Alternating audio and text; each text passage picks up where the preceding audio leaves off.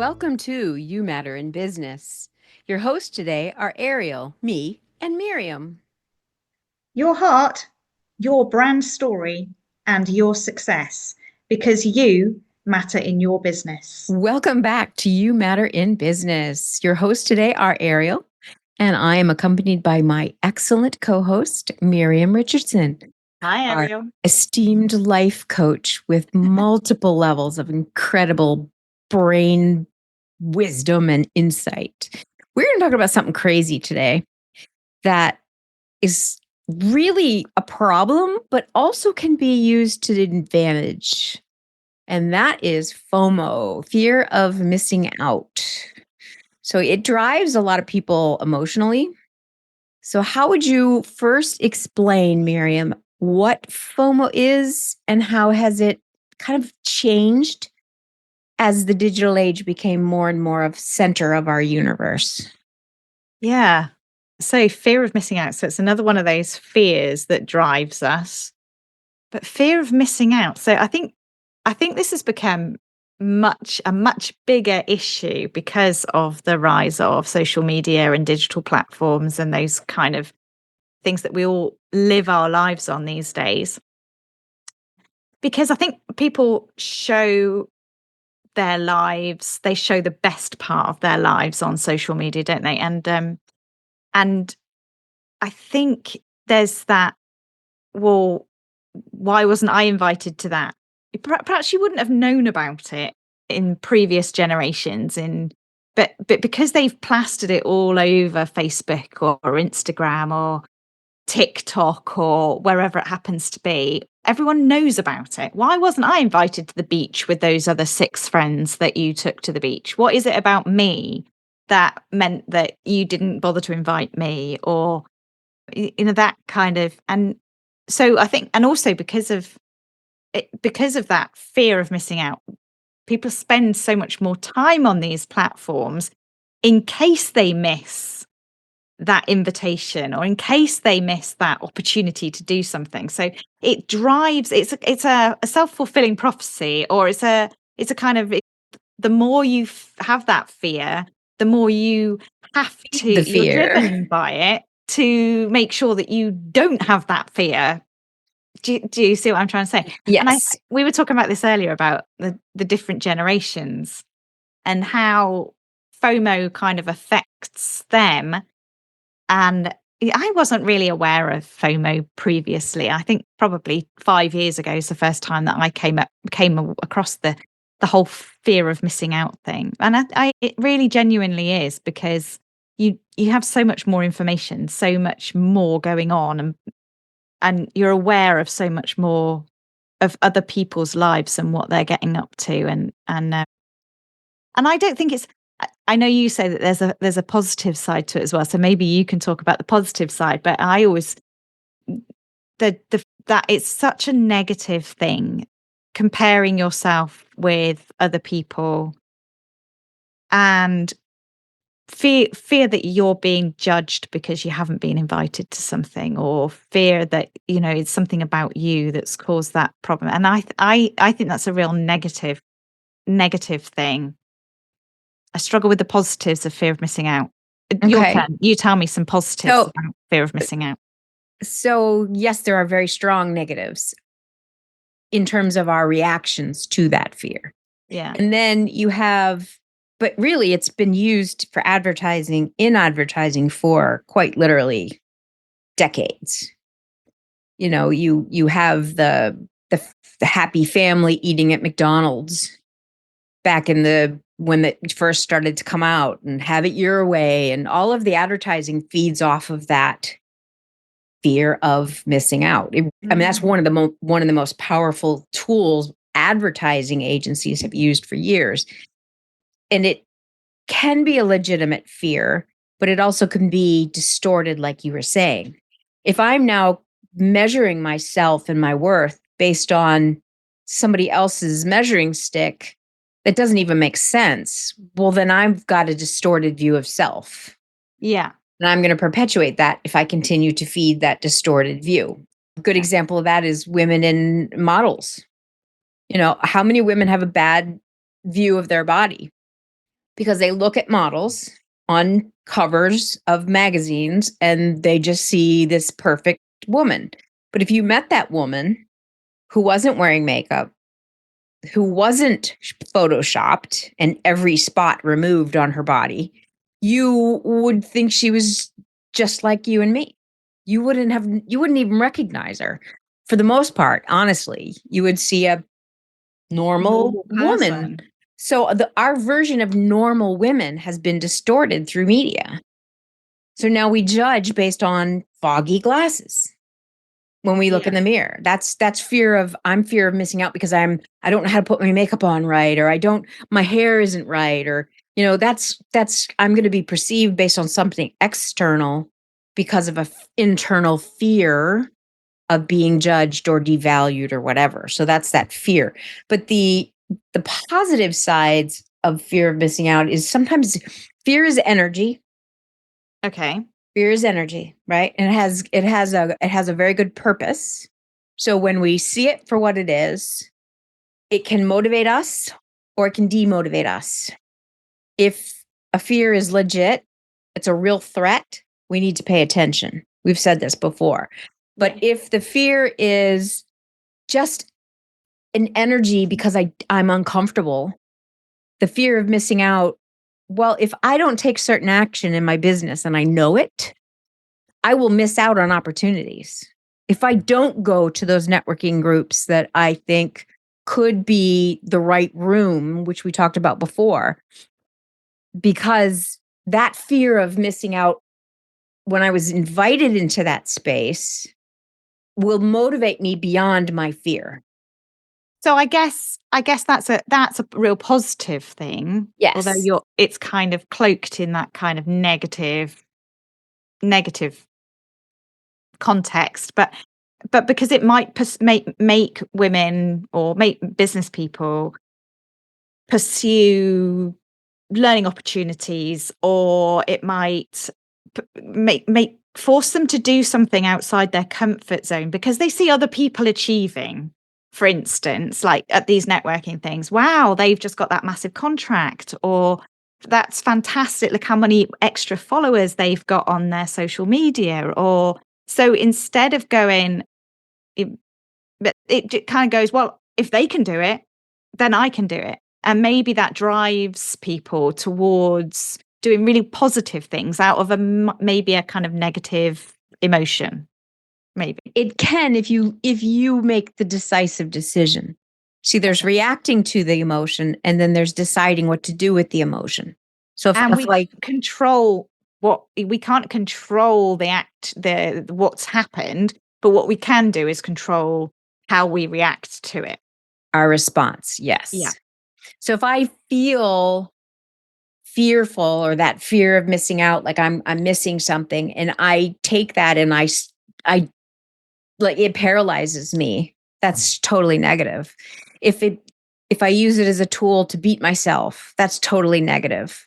If I use it as a gauge or a temperature, like a check or an oil check, and then I say, okay, I'm down 2 quarts. What do I have to do?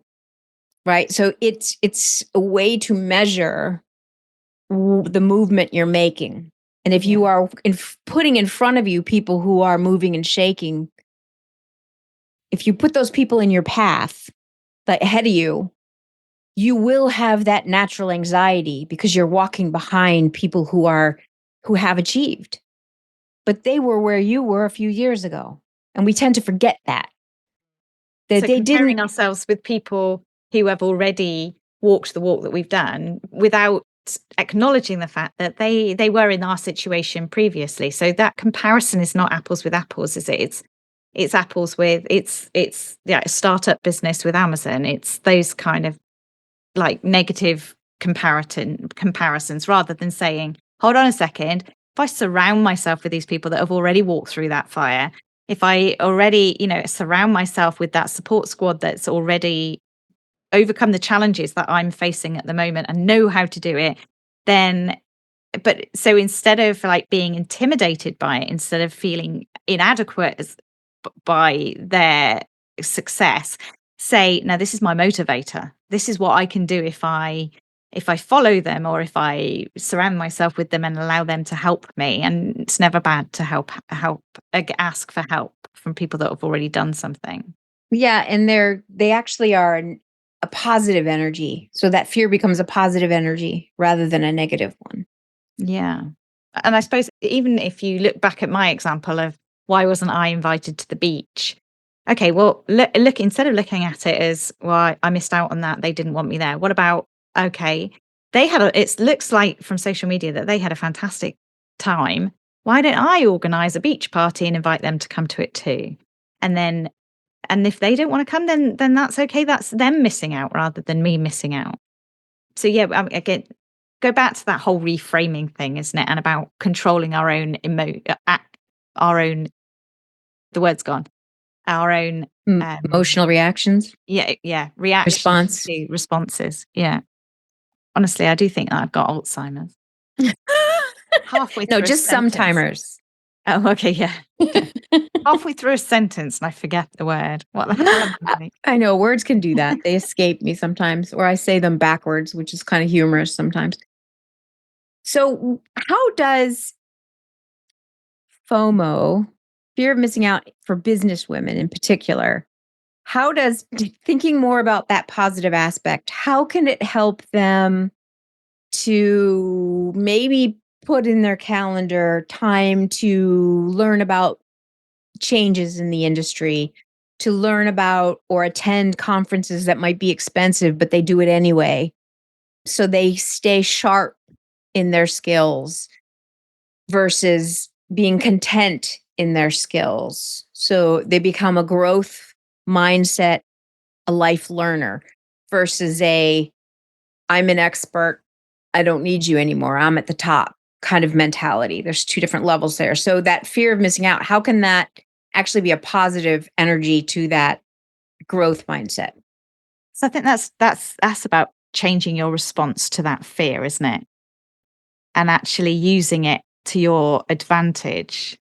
And instead of being intimidated by it, you turn it around and go, okay, fine. I'm going to harness that fear, that energy for my own benefit. I'm going to every day write down 3 things that I'm going to do to make sure that I'm not the one missing out.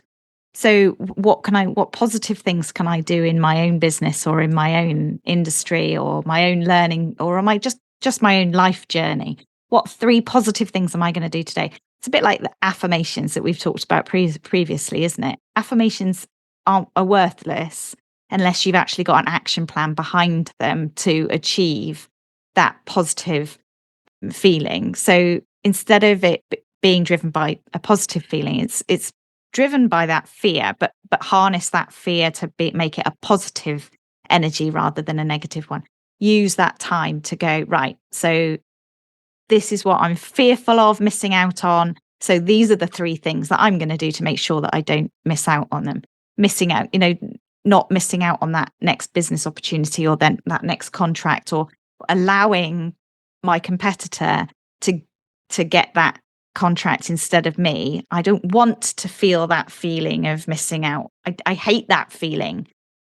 I've felt it in the past. I don't want to feel it again. So what am I going to do that's really positive in order to make sure that I don't experience that feeling again? Like that's something that drives me is that not wanting to ever feel that feeling before. I remember very vividly when I was going through my exams and we did some mock exams and the teachers then gave us our exam results and that absolute hollow feeling of having failed your exams and not wanting to go through the next summer thinking that I'm going to feel that hideous feeling of I really wish I could have done better. If only I had done, if only I'd revised a bit harder, if only I'd read that extra book, if only I, not gone to the beach that day, but actually sat down and done the work that I needed to do.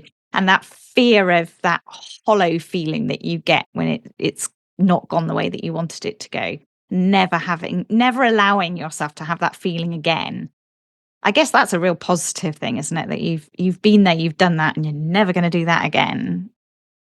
But writing down those 3 things that going to be those positive actions that you can take to make sure that you're working in the right direction. What about you? Yeah, I think I- for me, the fear itself, I mean, we say the word fear and most people have a negative reaction to that Yeah. emotion. Yeah. I think that's part of the problem all by itself. So if it's fear, it has to be negative. For in a lot of people's minds, they immediately connect it with a negative. But fear is actually a positive, even in the example that you just gave. Mm. So if I'm fearful that I'm going to miss out on a social opportunity, I will create a social opportunity. Yeah. And then I won't miss out because I created one. So, but I use that fear energy to get the energy to create the experience. So it's again, for me, it's looking at the fear itself as the emotion is. What do we do with the emotion? And then how do we pay attention to when it's important? And a good example of that is also something you said earlier, where you were talking about as a business owner, if we don't stay current, if I choose to not stay current, right? So I don't use my positive energy, fear of missing out. It's impossible to know everything in today's society. But when things change so fast and things adapt and generations are different and all of the information that we need to make wise business decisions, if we don't keep feeding that and choosing what we're going to use moving forward, we will fail our clients. And as heart centered business women, that is exactly what we don't want to do. So for us, that energy, that fear of not staying up will make us do a little bit more self education and keep those continuing education units going, whether we need them or not, whether they're required or not. We will keep doing it because we want to be the best we can be for our client. So it's not just about my being better for me, it's also about me being better for the more I know, the more I can help. Right. So some of that is positive, turning it again, taking that negative and saying, this energy can actually be fuel for me to do something hard Yeah. or to And you're take that absolutely right on that.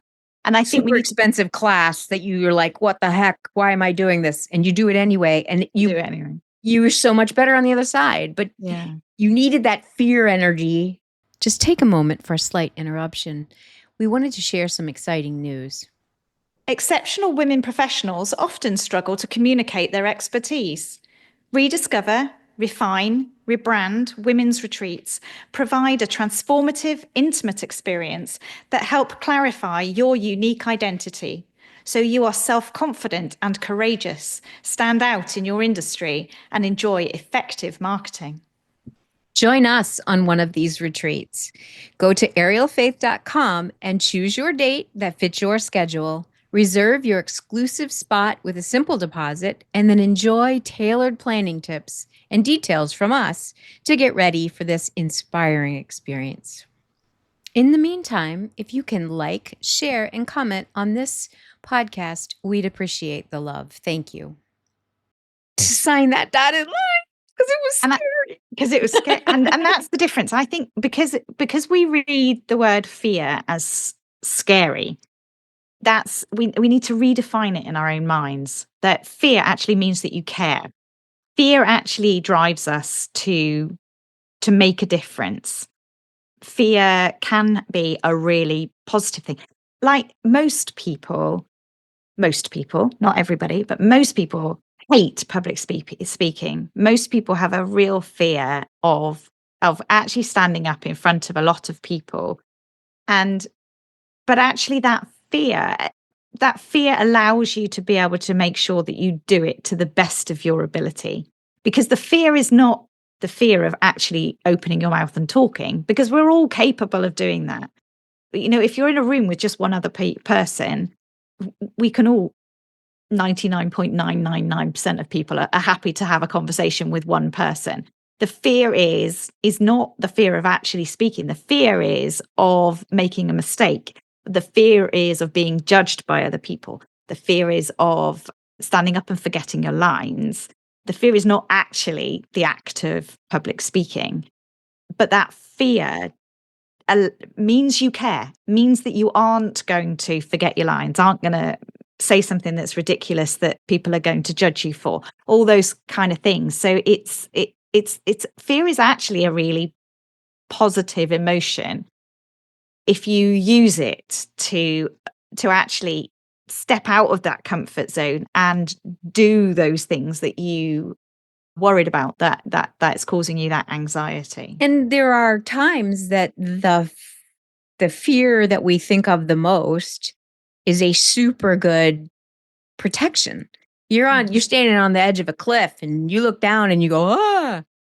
That fear is protecting you from slipping and falling, right? If I think I'm superwoman and I jump off, well, I'm going to lose that battle. So that's not the time to use the fear to do it No. anyway. That's the time to say, okay, this is a legitimate threat to my life. I'm going to pay attention. If you are in a city and you're walking down the street and then there's some people, you can feel them following you and you're just uncomfortable, pay attention to that fear. Walk in that store, do something to change the dynamic. So those fear factors, you're in the woods and you see a bear, pay attention to your fear. Don't run. But that's how and we've talked about this in the past, haven't we? That actually that's all about our limbic system, and it's all about that fight and flight. It's how our brain was originally designed, that fear does make us flight, fight or freeze, depending on what the situation is that we need to do. But that doesn't serve us well these days, because we're very rarely, in a situation where we need to run away from the bear or hide from the lion or whatever it happens to be. In a today's society, we're not in those, usually in those. Okay, we might get hit by a car or we might fall off a cliff or those kind of things, but it's those situations come up so much less than they did for the cavemen, for instance, which is way back when. But so we need to be harnessing that. We need to be using that fear we have those emotions. It goes through that limbic system before it gets to the frontal cortex of our brain where the logical thinking comes in. So we need to harness those primeval kind of feelings to make sure that we're using that to develop ourselves and to move on and make positive decisions in life. Yeah, and that's goes back to even what we were talking about a couple weeks ago with the self-discovery of emotional intelligence. The more you can identify an emotion inside yourself, whether it's fear, there's four basic emotions, happiness, sadness, fear, and anger. Everything else kind of fits in those categories. So if you can identify what you are physically feeling at that moment, if I know it's fear, because a lot of times we will think it's a different emotion, but it's really something hidden. So sometimes we got to go through that process of self-discovery. This is a fear. Why do I have this fear? Is it logical at this moment? Is this a real threat? Those are good questions to ask, like immediately when you feel that fear. If it's not a threat, now what do I do? I recognize that I will not die if I do this. Might feel like it, but I will not. Then I will now use the energy. If I see that there's a positive on the other side of getting through that fear, I will use that energy for that. Right? So it's understanding your own physical reactions, what they are, where they're coming from, and using them to make better decisions rather than reacting to them and just being I can't think of the word. Now I'm having a word issue. But when you just kind of, you're reactive rather than proactive. Yeah. So you're Yeah, and I often do that as well, and I do it with other people. Okay, so you've got to do this thing.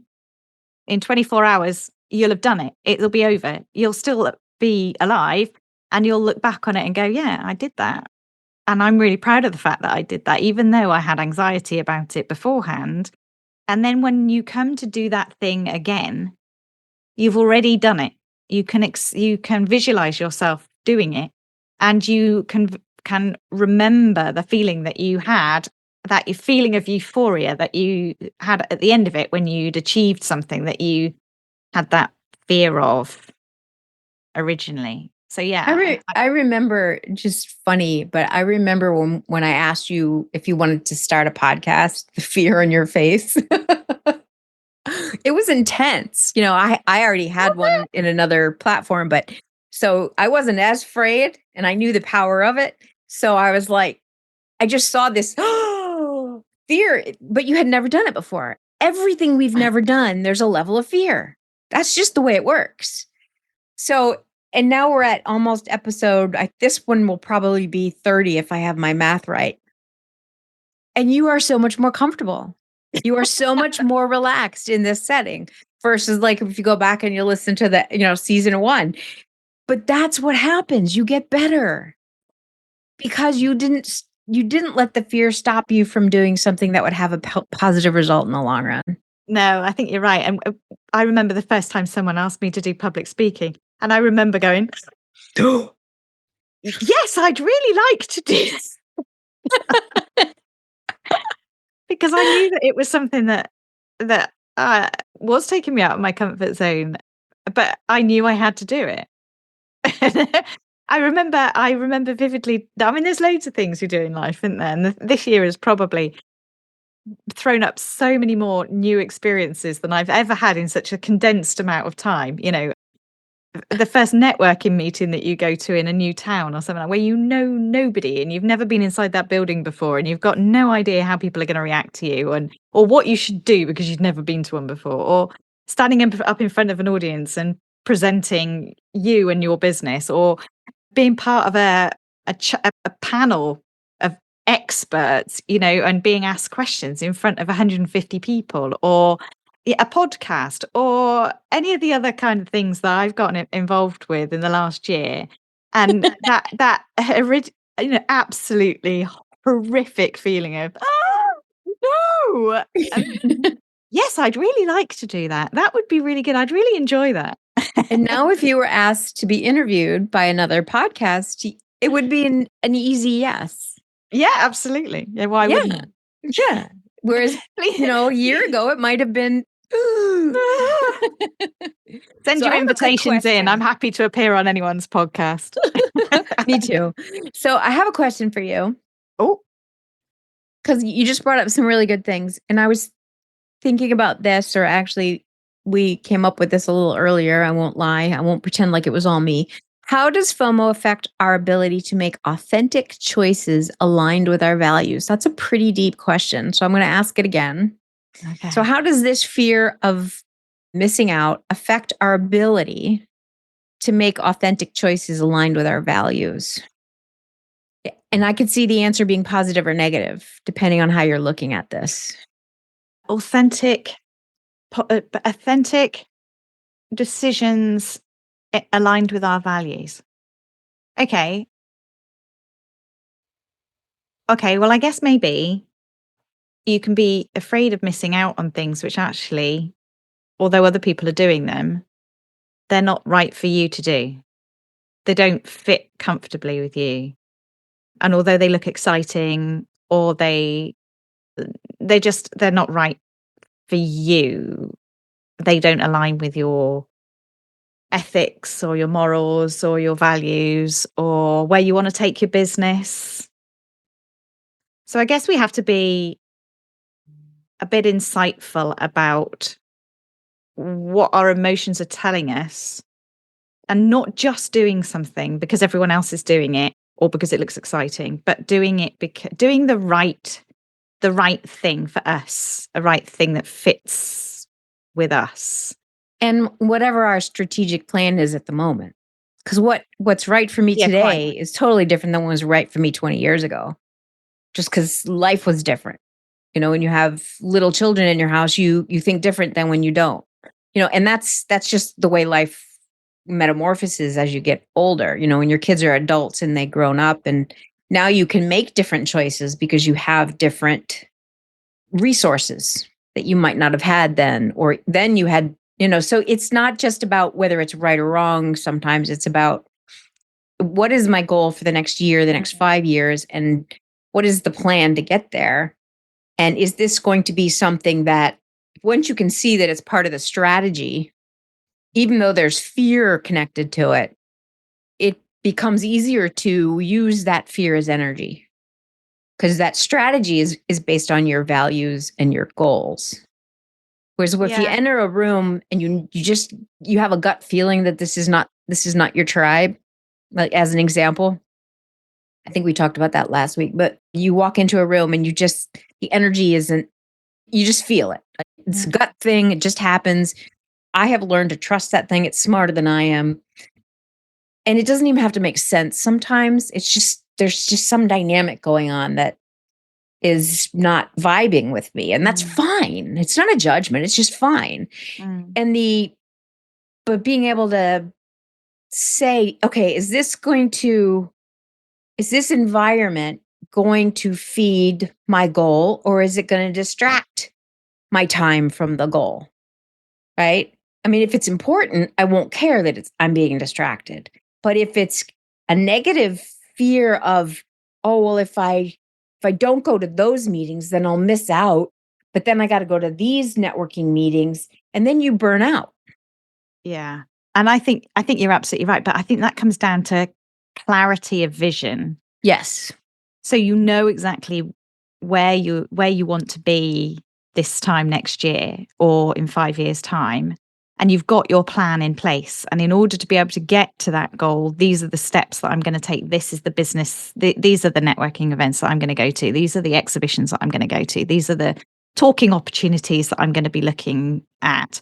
These are the podcasts that I'm going to appear on, or the people that I want to foster relationships with. And that clarity, that knowing exactly where A is and where Z is, Z, Z, Zed. where Z is, ZZ. and and how you and what steps you're going to take to get there, and not allow yourself that fear of missing out to take you in an opposite direction, which is nowhere close to the way that you want to go, that doesn't align with those business goals and strategic decisions that you've already made, that you've already put in place. And so I think, and we've talked about this in the past as well, that's the ability to actually say no and be assertive in that kind of, you know what, that's absolutely brilliant. I'm really happy that that's what you want to be doing right now, but that doesn't align with my business plan for this year. Maybe it will next year, and maybe next time you do that, maybe you could bear me in mind for it. But right now, my resources, my time, my money, my expertise are not going to be focused on that. I'm going to, because it doesn't align with my business model right now. I remember us having a conversation with somebody trying to get us to advertise in a specific magazine, and we actually said exactly that, because it was not the right audience for our market. So it would not have been a valuable use of resources, whether it was time or money. It didn't matter, because it was very clearly not our audience. It was like shooting in the dark. And at some point you have to stop throwing your arrows out to the universe, because the universe is too big. The target is too big if I don't know what it is. So you have to identify the target. And the target, like what you just said, I love the thinking about even just a year or even 6 months. What am I going to accomplish? I'm starting to break it down even more in the quarterly method in terms of the marketing. I'm like, because I'm like a little rabbit and I go all over the place. So if I don't pull those restraints in and say, okay, I'm going to spend 3 months on this one product, I'm going to educate people about this one service that I'm going to share, invite people to, etc. If I don't do that and I'm doing everything at once, nothing gets heard. And I tend to be, but I do all this, most of us do that. Well, but I have a whole catalog. Mm, Well, the whole catalog is too much for me to handle. There's too much emotional energy for me to look at the whole catalog. I might look at one product that could help me today. But you want to sell me the whole catalog, that's a whole different conversation, right? None of us want to be sold the whole catalog, because we don't need the whole catalog. That's very, go to Temu, it's got the whole catalog. Go to and it's all, Shein, go to yeah, Walmart or oh, go to Amazon. somewhere in China. Hmm. Yeah. But it's also about, so if I'm selling an industrial product, I'm not going to advertise in Vogue. Even Right. though Vogue, wow, look at me, I've got an advert in Vogue. I don't want to, I've been given that opportunity to advertise in Vogue. I don't want to miss out on that opportunity. I don't want to turn down that opportunity to have my name in Vogue, but it's not the right place for me to be advertising. So that fear of, missing out on that opportunity to be, in Hello Magazine, have my name next to Meghan Markle's name or whatever. But it's just not the right place. Right. But it's that fear of missing out. But it's the wrong place. Stop channeling your energies into things that are right for other people and not right for you. And it's recognizing that, maybe, like you said earlier, maybe next year, I don't know, when you start taking classes and masterminds and stuff, you start seeing 1,000 of them online. And it's like, man, I didn't realize there were this many of them out there, and they just keep coming at you. And you're like, That's your algorithm, Ariel. That's your yes, I algorithm. know. And, Yeah. the more you actually stop for 2 seconds on something, the more they'll show it to you. Yeah. Which is why I'm so over those platforms. But the interesting thing of that is your certain ones. I mean, we all know where we are. We know what we know on some level, right? And we know what we don't know. And we know what we need to know to get where we want to be. Or at least we've got some kind of a path, hopefully, to fill that out, right? Or we know who we need to hire down the road to fill in a gap, right? That's part of the business analysis. But in that process, we also know that this year I'm going to focus on this part of my business. Like I know exactly what I'm doing this year personally. I know what I'm going to accomplish in terms of the back end, the business side of my work, right? And then anything that is not in line with that is a distraction because I will not accomplish that if I get distracted. And I have gotten distracted by other people's enthusiasm, and that was not a good thing. So we have to learn again to say no, to say yes. And fear should not be the reason we say yes or no. It should be part of the analysis. The emotions are part of the thinking process. Why does this excite me versus that doesn't? When we get more comprehension of that in our own values and what drives us and what doesn't drive us, then we're in the right place. Then we help the right people. And, we all move forward. And it's a beautiful place to be growing forward. It's a beautiful place, Ariel. It's a beautiful place. It is, despite all the chaos in the world, but we won't go there. Love a bit of chaos. Just a tad bit. Well, that was it. That was the fear of missing out. That was a good conversation. I enjoyed that. I actually learned quite a lot from it. So thank you, Ariel. That was Yeah. thank you. So we're going to come back. I'm not exactly sure with what next week, but we're going to come back definitely next week. Do you have anything you want to talk about? I know we've got a couple people lined up. I don't have them on the schedule yet, but we've got a few people we're going to interview coming down the road. So maybe we'll have somebody with us next week. You just never know. That. No, never know.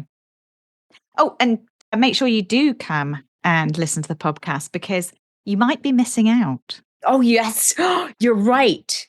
And if you haven't heard all of them, you have to go back and listen to all of them because you definitely have missed out. Actually, I just came up with a list.